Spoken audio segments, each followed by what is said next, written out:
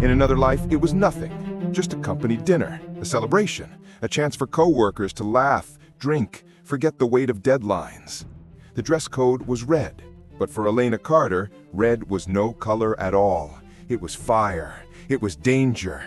It was the spark that would turn her house into a battlefield. Her closet looked like a funeral.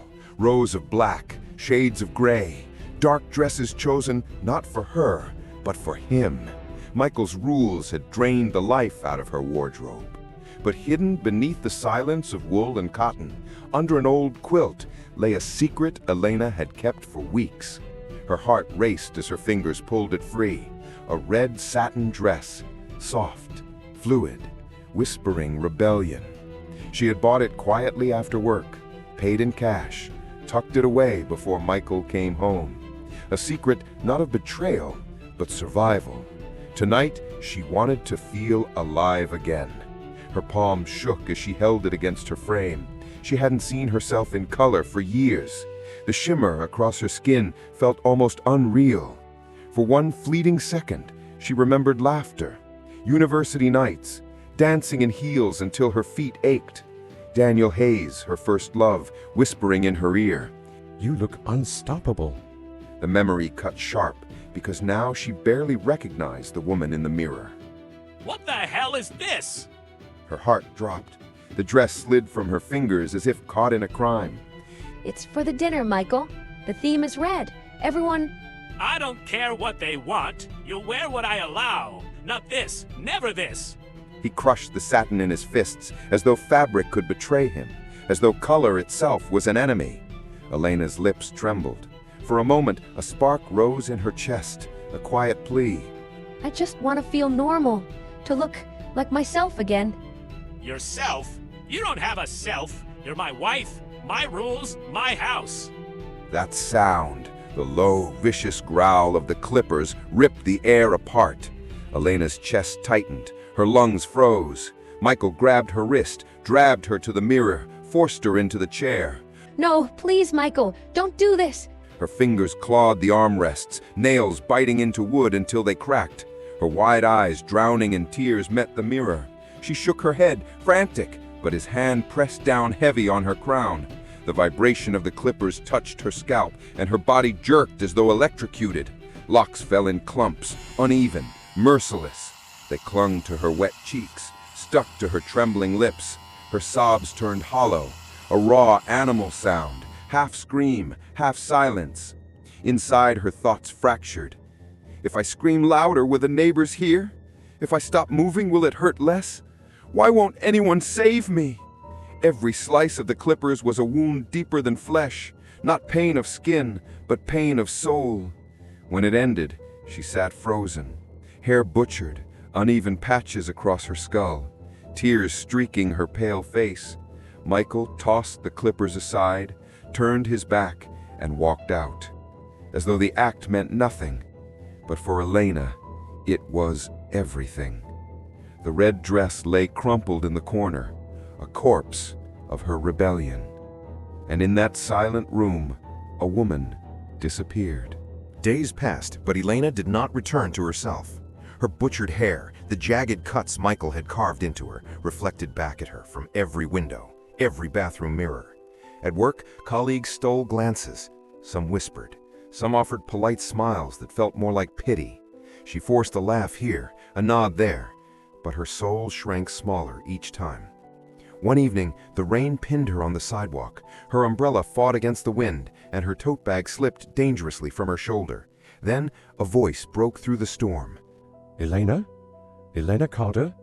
She froze, turned, and there he was, Daniel Hayes. The boy who once held her hand through university nights. The man who used to make her laugh so hard she forgot the world.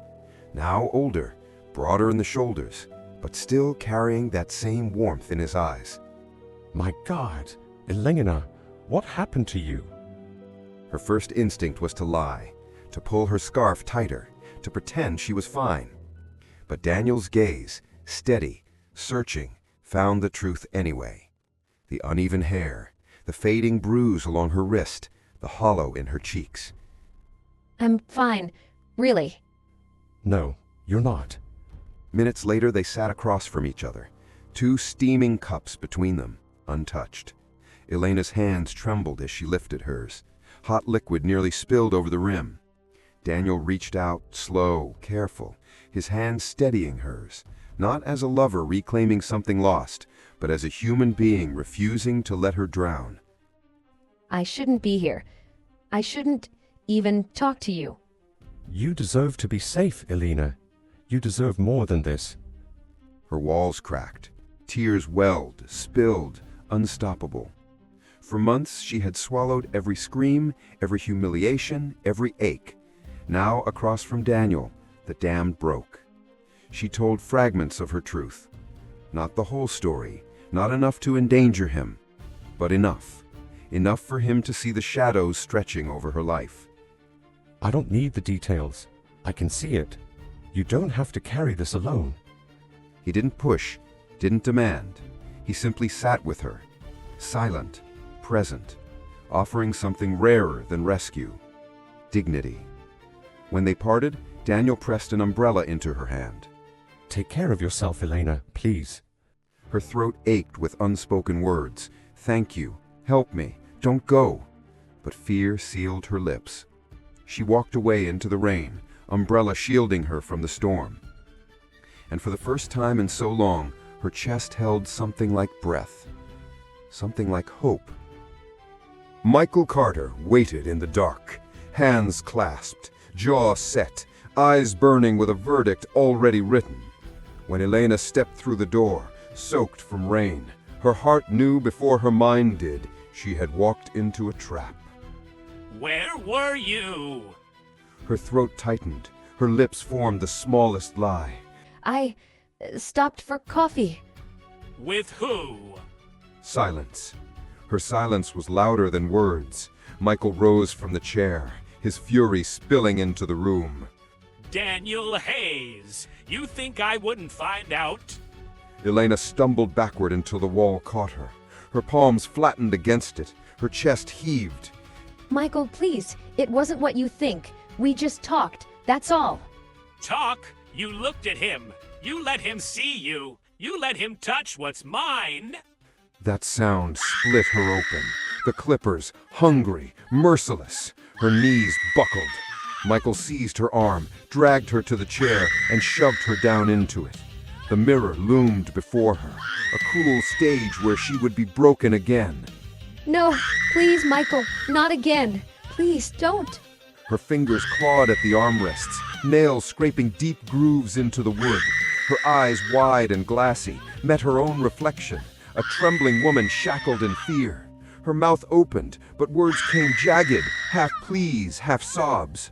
The humiliation suffocated her before the blades even touched her skin. The first pass tore through her hair. She gasped, body jerking as cold metal grazed her scalp.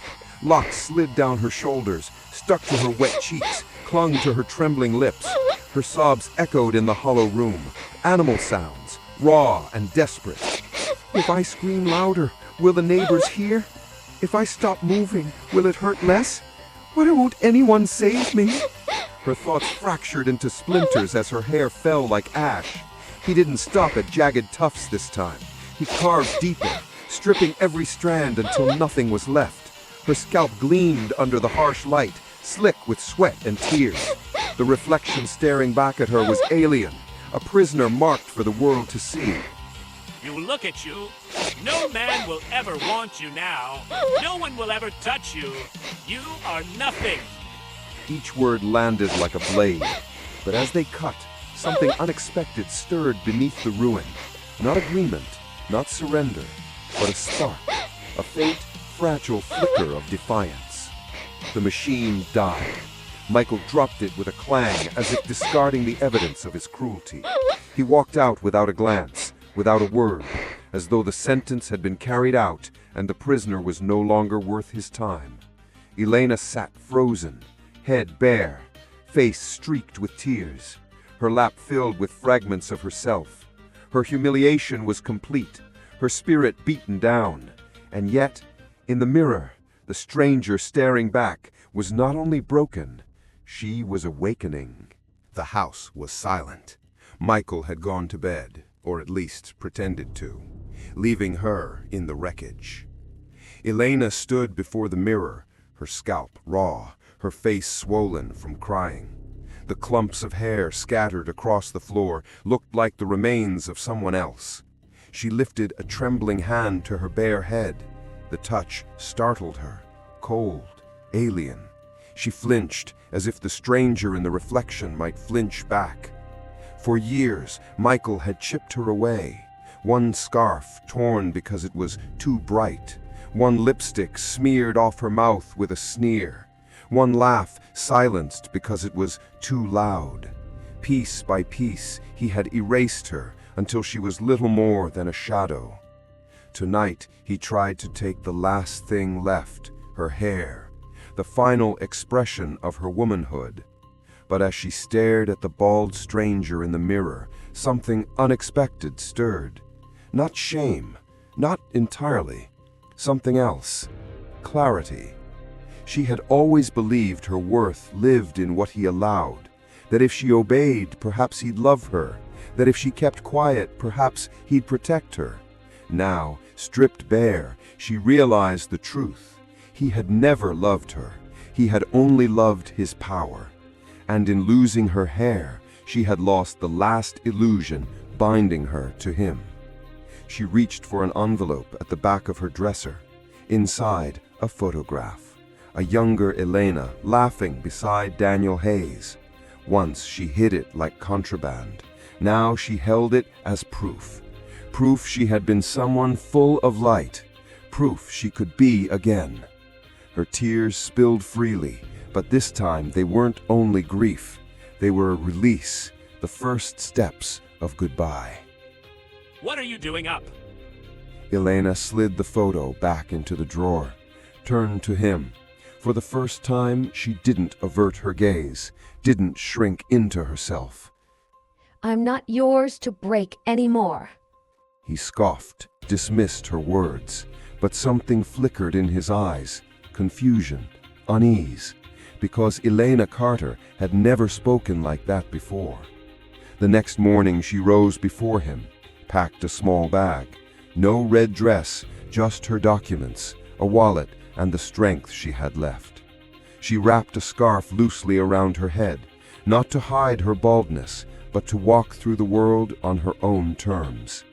At the door, she paused, looked once at the house that had been her cage, then stepped out into air that tasted like freedom. People stared as she walked. Some whispered, some frowned.